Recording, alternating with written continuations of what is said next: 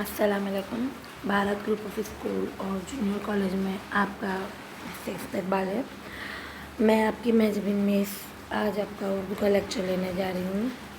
आज हम आपकी उर्दू की युवक भारती की दरसी किताब से इजाफ़ी मुताले में यानी खाका निगारी का मुताला करेंगे। खाका निगारी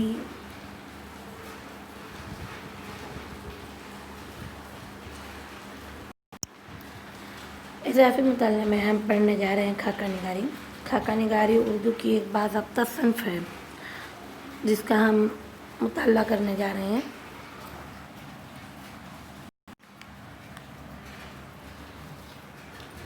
खाका निगारी का मुताला हम करने जा रहे हैं। खाका निगार जब किसी शख्सियत को मौजू बनाता है तो उस शख्स के मुतालिक वाक़यात, सवाह और मुशाहिदात को अपने तासुरात की मदद से शख्सियत की जीती जागती लफ्ज़ी तस्वीर पेश कर देता है।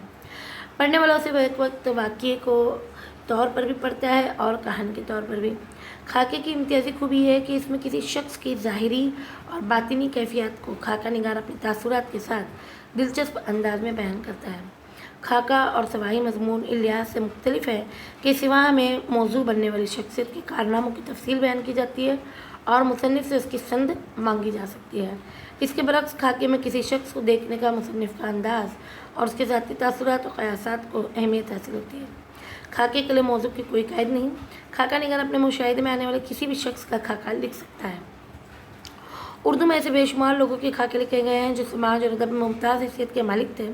ऐसे लोगों के खाके भी उर्दू में मशहूर थे जो समाजी एतबार से बहुत अहम नहीं थे।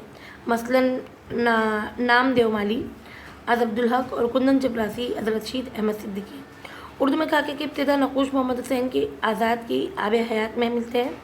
उर्दू के मशहूर खाका निगारों में मिर्ज़ा फ़रहतुल्लाह बैग, मौलवी इनायतुल्लाह दहलवी, मीर नासिर अली, अशरफ सबूही, राशिदुल खैरी, शाहिद अहमद दहलवी, ख्वाजा हसन निज़ामी, सआदत हसन मिंटू, मलिक राम, मुश्तबा हुसैन, सालिहा आबिद हुसैन वगैरह अहम नाम हैं। दरअसल खाके की रियासत महाराष्ट्र के अदबी और इल्मी शख्सियात का एक मुख्तसर तारुफ है। यहाँ रिवायत के इर्तिका की तफसील नहीं है। सफ़हात की मुकर्ररात के पेश नज़र इंतखाब बहुत मुश्किल था तो बाल भारती के इदारे ने इन खाकों में से कुछ अमर मलहूज़ रखा है जो तहरीरें शामिल की जाएँ वो खाका निगारी या मरका निगारी, चेहरा निगारी की इस तारीफ से करीब हों जिसकी वजाहत खाका निगारी के ज़मीन में की गई है। ये कोशिश भी की गई है बाल भारती के तहत कि जो तहरीरें पेश की जाएँ और युवक भारती के तहत कि जो तहरीरें पेश की जाएँ इनका ताल्लुक महाराष्ट्र के मखसूस कल्चर, महाराष्ट्र की ज़बान और मुहावरे, महाराष्ट्र की सियासी और समाजी ज़िंदगी के किसी न किसी से पहलू से हो। यहाँ अवाम और ख़ास की कोई तफरीक नहीं की गई है। लिखने वाला खाका निगार महाराष्ट्र का रहने वाला हो या उसने महाराष्ट्र में मुस्तकिल सुकूनत इख्तियार कर ली हो या कम अज़ कम 25-30 वर्षों तक लगातार महाराष्ट्र में रहा हो। इस हमारी युवक भारती में शामिल तमाम खाकों के मौजू ऐसे अफराद हैं जो अब सफ़े मरहूमीन में शामिल हैं। ज़िंदा शख्सियत के खाके इसमें शामिल नहीं किए गए हैं। खाके जिस शक्ल में युवक भारती को हासिल हुए थे युवक भारती ने उसी तरह से पेश किया है। अब आपका जो पहला खाका हम पढ़ने जा रहे हैं वो है मिंटू मेरा दोस्त मेरा दुश्मन। इसकी मुसन्निफ़ा इस्मत चुगताई। इस्मत चुगताई 21 अगस्त सन 1915 को बदायूं में पैदा हुई। इनका बचपन जयपुर और आगरा में गुजरा। वहीं उन्होंने इब्तदाई तालीम पाई। BA और B.Ed की डिग्रियां अलीगढ़ मुस्लिम यूनिवर्सिटी से हासिल की। मुख्तलिफ़ स्कूलों में मुलाजमत करने के बाद वो मुंबई में मदारिस की इंस्पेक्टर्स हो गई। फिल्मी दुनिया से भी वाबस्ता थी। इनकी ज़हनी तरबियत तरक्की पसंद तहरीक के ज़ेर असर हुई थी। इस्मत चुगताई ने नावल, अफसाने और रिपोर्टाज लिखे। उन्हें एक अफसाना निगार की हैसियत से शोहरत मिली। 2 हाथ, छुई मुई कलियाँ और चोटें इनके अफसानवी मजमूए हैं। ज़िद्दी, टेढ़ी लकीर, मासूमा, सौदाई और एक कतरा खून उनके अहम नावल हैं। उन्हें औरतों की ज़बान और मुहावरात के इस्तेमाल में महारत हासिल थी। इस्मत ने कुछ खाके भी लिखे हैं। उनमें दोज़की बहुत मशहूर हुआ जिन्होंने अपने भाई अज़ीम बेग चुगताई पर लिखा है। बम्बई से भोपाल तक इनका एक यादगार रिपोर्टाज है। इस्मत की तहरीरों की ख़ास पहचान इनकी तंज़आमेज़ ज़बान है। मुस्लिम घरानों के लड़कों और लड़कियों की तर्ज़ ज़िंदगी और नफ्सियात पर इनकी गहरी नज़र थी। इनका इंतकाल 24 अक्टूबर 1991 को मुंबई में हुआ। چونکہ ہم ایک عظیم شخصیتوں کے بارے میں پڑھنے جا رہے ہیں، بھلے یہ خاکہ نگاری عصمت چغتائی نے لکھی، یہ اس کی مصنفہ ہیں۔ اب ہم پڑھنے جا رہے ہیں کہ یہ کس عظیم ہستی کے بارے میں ہے۔ تو اب ہم پڑھنے جا رہے ہیں سعادت حسن منٹو کے بارے میں۔ سعادت حسن منٹو 11 مئی 1912 کو لدھیانہ کے گاؤں سمرالا میں پیدا ہوئے۔ ابتدائی تعلیم امرتسر میں حاصل کی، اعلیٰ تعلیم کے لیے علی گڑھ گئے، لیکن زیادہ دنوں تک تعلیم جاری نہ رکھ سکے اور جلد ہی ملازمت اختیار کر لی۔ اخبار مساوات امرتسر اور ہفت روزہ مصور وغیرہ میں بھی ادارت کے فرائض انجام دیے۔ انہوں نے آل انڈیا ریڈیو کے لیے DDI ڈرامے اور فیچر بھی لکھے۔ بعد میں وہ ممبئی میں فلمی دنیا سے وابستہ ہو گئے۔ تقسیم وطن کے بعد انہوں نے لاہور میں سکونت اختیار کی اور 18 جنوری 1955 کو وہیں ان کا انتقال ہوا۔ منٹو بھی اردو کے ایک بہت بڑے افسانہ نگار ہیں۔ موضوع اور تکنیک کے اعتبار سے ان کے افسانے امتیازی حیثیت رکھتے ہیں۔ 1936 میں ان کے افسانوں کا پہلا مجموعہ آتش پارے منظر عام پر آیا۔ بعد میں ان کے متعدد افسانوی مجموعے شائع ہوئے۔ نیا قانون، ٹھنڈا گوشت، کالی شلوار، ٹوبا ٹیک سنگھ، موڈیل اور ہتک ان کے اہم اور مشہور افسانے ہیں۔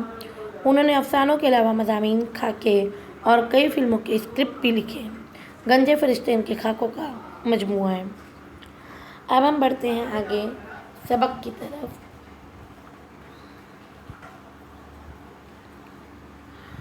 اڈولفے چیمبر کی 24 سیڑھیوں پر چڑھتے ہوئے مجھے یعنی مصنفہ کو گھبراہٹ سی ہو رہی تھی، جیسے کبھی امتحان کے ہال میں داخل ہونے سے پہلے ہوتی تھی۔ مجھے ویسے ہی نئے آدمیوں سے ملتے گھبراہٹ ہوا کرتی تھی، لیکن یہاں تو وہ نیا آدمی منٹو تھا جس سے پہلی بار میں ملنے جا رہی تھی۔ یہاں مصنفہ تعارف کرا رہی ہیں کہ وہ کس شخص کا خاکہ لکھ رہی ہیں۔ یہاں پر ہمیں سمجھ میں آ رہا ہے وہ سعادت حسن منٹو سے ملنے جا رہی ہیں پہلی بار۔ میری گھبراہٹ وحشت کی حدوں کو چھونے لگی۔ میں نے شاہد سے کہا چلو واپس چلے، شاید منٹو گھر پر نہ ہو، مگر شاہد نے میری امیدوں پر پانی پھیر دیا۔ وہ شام کو گھر ہی پر ہوتا ہے، یہ کہہ کر شاہد نے انہیں اپنے ساتھ منٹو کے کمرے کی طرف بڑھا دیا۔ یہ لیجیے مرے پر 100 درے، مگر میں نے جی کھڑا کر کھا لیا۔ ایسا بھی سوچا مجھے کھا تو نہیں جائے گا، ہونے دو، جو اس کی زبان کی نوک پر ڈنک ہے، میں بلبلا تو نہیں جو پھونک ماری تو بیٹھ جاؤں گی۔ مصنفہ منٹو سے اس لیے ملنے سے کترا رہی ہے کیونکہ جس طرح سے انہوں نے یہاں پر ظاہر کیا ہے اس کے مطابق کہ سعادت حسن منٹو کی زبان بہت تیز ہے، لیکن اب وہ اپنے آپ کو مضبوط کر رہی ہے کہ میں بھی کوئی پانی کا بلبلا نہیں جو ان کی پھونک مارنے پر بیٹھ جاؤں گی۔ چڑچڑاتی گرد آلود سیڑھیاں طے کر کے وہ منزل پر پہنچے۔ فلیٹ کا دروازہ نیم وا تھا، یعنی آدھا کھلا ہوا تھا۔ ڈرائنگ روم نما کمرے میں ایک کونے میں صوفہ سیٹ تھا، دوسری طرف ایک بڑا سا سفید اور صاف پلنگ پڑا تھا۔ کھڑکی سے ملی ہوئی ایک لدی پھندی بڑی میز کے سامنے ایک بڑی سی کرسی میں ایک باریک مکوڑے کی شکل کا انسان اکڑو بیٹھا ہوا تھا۔ یہاں پر مصنفہ نے سعادت حسن منٹو کی شخصیت کو کس طریقے سے بیان کیا ہے۔ آئیے، بڑی کندھا پیشانی سے منٹو کھڑا ہو گیا۔ منٹو ہمیشہ کرسی پر اکڑ بیٹھا کرتا تھا اور بہت مختصر نظر آتا تھا، لیکن جب کھڑا ہوتا تھا تو کھینچ کر اس کا قد خاصا لمبا نکل آتا تھا، اور بعض وقت جب منٹو یوں رینگ کر کھڑا ہوتا تھا تو بڑا زہریلا معلوم ہوتا تھا۔ اس کے جسم پر کھدر کا کرتا پاجامہ اور جواہر کٹ صدری ہوتی تھی۔ میں سمجھتا تھا کہ آپ نہایت کالی دبلی سکی مریل سی ہوں گی۔ یہاں سعادت حسن منٹو نے ہنستے ہوئے طنز کیا مصنفہ پر، تب مصنفہ نے جواباً کہا، اور میں سمجھتی تھی کہ آپ نہایت دبنگ قسم کے چنگاڑتے ہوئے پنجابی ہوں گے۔ اور دوسرے لمحے ہم دونوں پوری تندہی سے جٹ کر بحث کرنے لگے کہ 2-3 بار بات الجھ گئی، لیکن ذرا سا تکلف باقی تھا، لہذا دوسری ملاقات کے لیے اس تکلف کو اٹھا کر رکھ دیا۔ کئی گھنٹے ہمارے جبڑے مشینوں کی طرح مختلف موضوعات پر یعنی الگ الگ ٹاپکس پر جملے کترتے رہے، یعنی بحث و مباحثہ کرتے رہے، اور میں نے جلد ہی معلوم کیا کہ میری طرح منٹو بھی بات کاٹنے کا عادی ہے، پوری بات سننے سے پہلے ہی بول اٹھتا ہے، اور جو رہا سا تکلف تھا وہ بھی اب غائب ہو گیا۔ باتوں نے بحث اور بحث نے باقاعدہ نوک جھوک کی صورت اختیار کر لی، اور صرف چند گھنٹوں کی جان پہچان کے بوتے پر ہم نے ایک دوسرے کو نہایت ادبی قسم کے لفظوں میں احمق، جھکی اور کج بحث کہہ ڈالا۔ مصنفہ جو کہہ رہی ہے کہ سعادت حسن منٹو کی جو عادتیں و اطوار ہیں जो आदतें मुसन्निफ़ा में हैं लगभग वही आदतें उनमें हैं, इसलिए वो दोनों ही एक दूसरे को अहमक समझ रहे हैं। घमसान के बीच में मैंने एक बार किनारे होकर गौर से देखा। मोटे मोटे शीशों के पीछे लपकती हुई बड़ी बड़ी सियाह पतलियों वाली आंखें, जिन्हें देखकर मुझे बेसाख्ता मोर के पर याद आ गए। मोर के पर और आँखों का क्या जोड़, ये मुझे कभी ना मालूम हो सका, मगर जब भी मैंने इन आँखों को देखा मुझे मोर के पर याद आ गए। शायद रऊनत और गुस्ताखी के साथ साथ इनमें बेसाख्ता शगुफ्तगी मुझे मोर के पर की याद दिलाती थी। इन आँखों को देखकर मेरा दिल धक से रह गया। उन्हें तो मैंने कहीं देखा है, बहुत करीब से देखा है। कहा लगाते, संजीदगी से मुस्कुराते, तंज की नश्तर बरसाते और फिर नज़र के आलम में पतराते। वही नाजुक नाजुक हाथ पैर, सर पर टोकरा भर बाल, पिचके जर्द जर्द गाल और कुछ बेतुके से दांत। ना जाने किस बात पर मैंने कहा यह बिल्कुल गलत है और हम बाकायदा लड़ पड़े।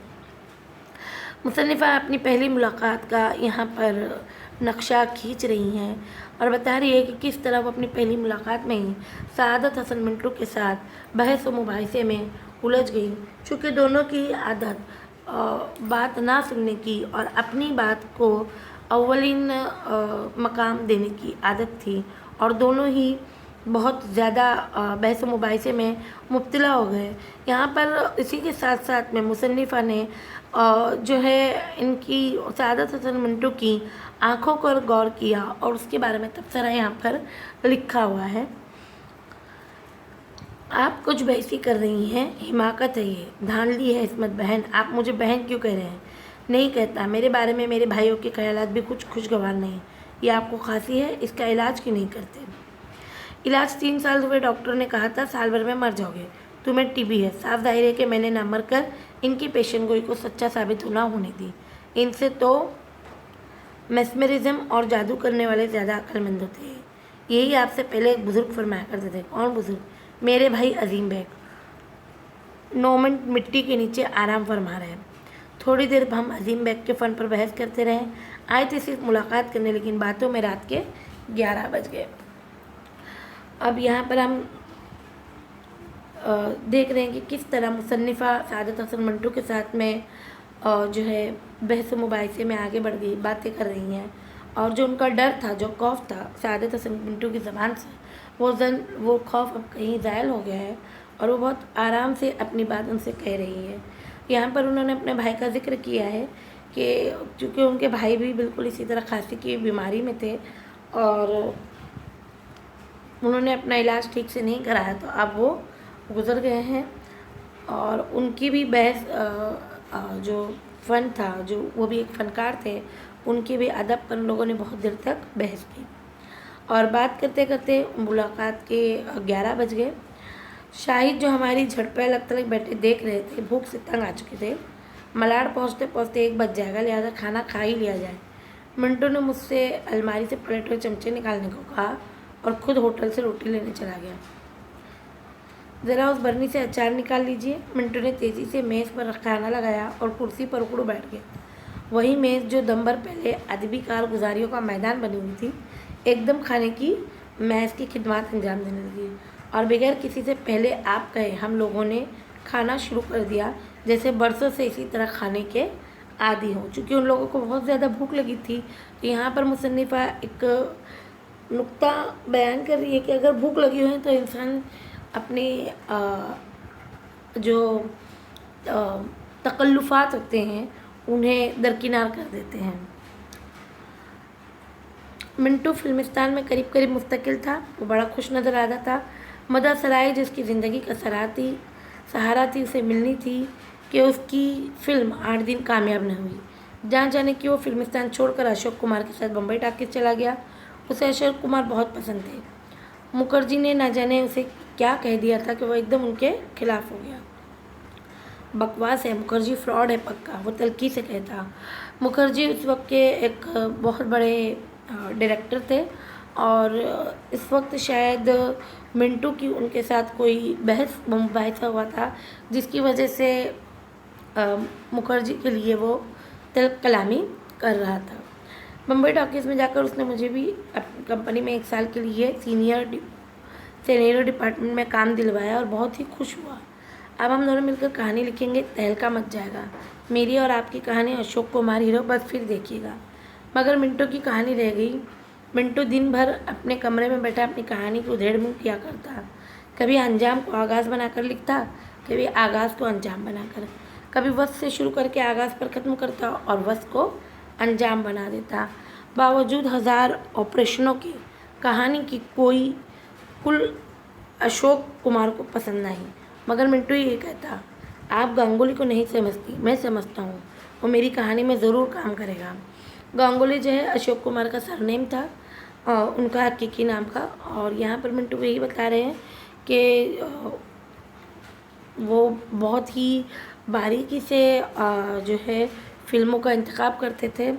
तो यही कह रहे हैं कि उन्हें मेरी फिर कहानी पसंद आएगी और वो ज़रूर मेरी कहानी में काम करेंगे। आपकी कहानी में इसका रोल रोमांटिक नहीं बाप का है, वो कभी नहीं करेगा। और मिंटू से फिर लड़ाई होने लगती। मगर अदबी ज़बान से यहाँ अपनी फ़िक्र पड़ी थी और वही हुआ कि ज़िद्दी और महल बन गई। मिंटू की कहानी रह गई। मिंटू को उसकी उम्मीद न थी और उसे बड़ी ज़िल्लत महसूस हुई। वो सब कुछ झेल सकता था, बेकदरी नहीं झेल सकता था। जिस वक्त मिंटू कहानी लिख रहा था और जब तक वो अपनी कहानी मुकम्मल करता, उस वक्त तक के 2 मूवी ज़िद्दी और महल बन गई थी। और चूँकि मिंटू की कहानी अधूरी रह गई और अशोक कुमार ने उसमें काम नहीं किया, इसलिए वो ज़िल्लत महसूस करने लगा। उधर मुल्क के हालात बिल्कुल ही बदतर हो गए। उसकी बीवी बच्चे उसे पाकिस्तान बुलाने लगे। मिंटू ने हमसे भी चलने को कहा। पाकिस्तान में हसीन मुस्तकबिल है, वहाँ हम ही होंगे, बहुत जल्द तरक्की कर जाएंगे। मेरे जवाब पर मिंटू मुझसे वाकई बददिल हो गया। इतनी लड़ाइयाँ झगड़े मेरे उससे हुए, मगर यूँ किसी संजीदा उसूल पर बहस नहीं हुई। और उसूल था मादरे वतन। और शायद मुसन्निफ़ा को अपने वतन से दूर जाना मंजूर न था, उन्हें यहाँ पर ही रहना मंजूर था। और मिंटू अपने बीवी बच्चों के पास जाना चाहता था। और उस वक्त मुझे मालूम हुआ कि मिंटू बुज़दिल है। किसी भी कीमत पर वो अपनी जान बचाने को तैयार है। अपना मुस्तकबिल बनाने के लिए वो भागे हुए लोगों की ज़िंदगी कमाई पर दांत लगाए बैठा है। और मुझे नफ़रत सी हो गई, क्योंकि पाकिस्तान में जब हिंदुओं को वहाँ से निकाला जा रहा था, तो जो उनकी घर वार वगैरह बने हुए थे, तो जो मुसलमान वहाँ पर जाते थे उस पर कब्ज़ा कर लेते थे। तो यहाँ पर मुसन्निफ़ा शायद उसी नुक्ते की तरफ इशारा कर रही हैं। एक दिन वो बगैर इत्तला किए और मेरे पाकिस्तान चला गया। तो इस बात की मुझे बड़ी हद तक हुई, यानी मुसन्निफ़ा को। फिर जब उसका ख़त आया कि वो बहुत खुश है, बहुत उम्दा मकान मिला है, कशादा और ख़ूबसूरत कीमती सामान से आरज़ था, तो उसने फिर से बुलाया था। ज़िद्दी ख़त्म हो गई थी और हमने आरज़ू शुरू कर दी थी। ज़िद्दी मूवी ख़त्म होने के बाद आरज़ू शुरू हुई। बुरे वक्त आए थे और चले गए थे। इसकी फिर वो ख़त आया। उसने बुलाया था, एक सिनेमा अलॉट करवाने की उम्मीद दिलाई थी। मुझे बड़ा दुख हुआ। उसकी मोहब्बत का पहले भी यकीन था, मगर अब तो और भी मान जाना पड़ा। मैंने इसकी खत फाड़ दिए और इस बात से चिढ़कर कि वो मेरे उसूलों की कद्र क्यों नहीं करता। मुसन्निफ़ा का उसूल था कि वो अपना वतन छोड़कर नहीं जाना चाहती, जबकि हमसअदत असल मिंटू जो है हसीन मुस्तकबिल की तलाश में अपने मुल्क को छोड़कर चला गया था। और मुसन्निफ़ा को भी अब वो लालच दे रहा था कि और ख्वाब दिखा रहा था कि अगर वो वहाँ पर आ जाए तो उन्हें बहुत कुछ मिल सकता है। मैंने उसे जाने से नहीं रोका, फिर वो मुझे अपने रास्ते पर क्यों घसीट रहा है। फिर से ना मिंटू बहुत खुश है, मकान छिन गया मगर दूसरा मकान भी मिल गया जो अच्छा खासा है। एक लड़की और पैदा हुई और साल गुजरते गए, एक लड़की और पैदा हुई। मिंटू का एक खत आया, कोशिश करके मुझे हिंदुस्तान बुलवा लो। फिर मालूम हुआ कि मिंटू पर मुकदमा चला और जेल हो गई। हाथ पर हाथ रखे बैठे रहे, किसी ने एहतजाज भी ना किया, बल्कि कुछ ऐसा लोगों को रवैया था कि अच्छा हुआ जेल हो गई, अब दिमाग दुरुस्त हो जाएगा। ना कहीं जलसे हुए, ना मीटिंगें हुई, ना रेजोल्यूशन पास हुए। अगर एक शायर कौम का कोई शायर गिरफ्तार हो जाता है तो उसके चाहने वाले जो है प्रोटेस्ट करते हैं, एहतजाज करते हैं। लेकिन चूँकि अदीब था हज़ारत हसन मिंटू, लेकिन उनकी जेल चले जाने पर ये सब कुछ नहीं हुआ, तो मुसन्निफ़ा को इस बात पर अफसोस है। फिर मालूम हुआ कि दिमाग चल निकला और पागल खाने में यार दोस्त पहुंचा आए हैं। मगर एक दिन मिंटू का खत आया, बिल्कुल होशो हवास में लिखा था कि अब बिल्कुल ठीक हूँ, अगर मुखर्जी से कहकर मुंबई बुलवा लो तो बहुत अच्छा हो। इसके बाद अरसे तक कोई खैर खबर नहीं मिली, ना ही खत का जवाब आया। फिर सुना कि दोबारा पागल खाने चले गए। اب منٹو کی خبروں سے ڈر سا لگتا تھا، پوچھنے کی ہمت نہ پڑتی تھی، خدا جانے اس کا اگلا کہاں پڑا ہو، مگر پاگل خانے سے آ کے جو قدم پڑتا وہ لوٹ کر نہیں آتا۔ پاکستان سے آنے والے لوگوں سے بھی اتنی کڑوی خبریں سنی کہ جی اگ گیا۔ بے طرح پینے لگے ہیں، اپنے پرائے ہر ایک سے پیسہ مانگ بیٹھتے ہیں، اخبار والے بٹھا کر سامنے مضمون لکھواتے ہیں، پیشگی پیسہ دو سب کھا جاتے ہیں۔ منٹو کا آخری خط آیا جس میں ایک مضمون اپنے اوپر لکھنے کو کہا تھا، اور بے ساختہ میری ملک زبان سے نکل گیا کہ اب تم مرنے کے بعد ہی مضمون لکھوں گی۔ چونکہ ان کی کڑوی خبریں آ رہی تھی، جو نیگیٹو رسپانسز آ رہے تھے، اس کی وجہ سے جو ہے مصنفہ بہت چڑ گئی تھی، اور انہوں نے خط کا جواب لکھا کہ اگر تم مر جاؤ گی تو شاید میں مضمون لکھوں گی۔ اور آج منٹو کے مرنے کے بعد میں لکھ رہی ہوں۔ منٹو نہیں، عرصہ ہوا میرے اور منٹو کے درمیان بہت کچھ مر چکا تھا۔ آج صرف ایک کسک زندہ ہے، یہ پتہ نہیں چلتا کہ کس بات کی کسک ہے۔ کیا اس بات کی ندامت ہے کہ وہ مر چکا ہے اور میں زندہ ہوں؟ یہ میرے سینے پر پھر قرض جیسا بوجھ کیوں ہے؟ مجھے تو منٹو کا کوئی قرض یاد نہیں، اور اس کا قرضہ بھی کیا تھا؟ یہی نہ کہ اس نے مجھے بہن کہا تھا، مگر بہنیں تو کڑی بھائیوں کو دم توڑتا دیکھتی ہیں اور کچھ نہیں کر پاتی۔ مرنے والے زخم لگا جاتے ہیں جو نہ دکھتا ہے نہ رستا ہے، خاموش سے لگتا رہتا ہے۔ تو اس خاکہ نگاری سے ہم لوگوں نے دیکھا کہ کس طرح ایک مصنف دوسرے مصنف کی جو ہے شخصیت کے اور اس کے رہن سہن، اطوار، مزاج اور علم اور اس کے اصولوں پر بحث مباحثہ کرتے ہیں، اور کس طرح سے خاکے کو بیان کیا جاتا ہے۔ تو امید کرتی ہوں آپ کو یہ سبق بہت پسند آیا ہوگا۔ تب تک کے لیے اللہ حافظ، گھر پہ رہیں، محفوظ رہیں۔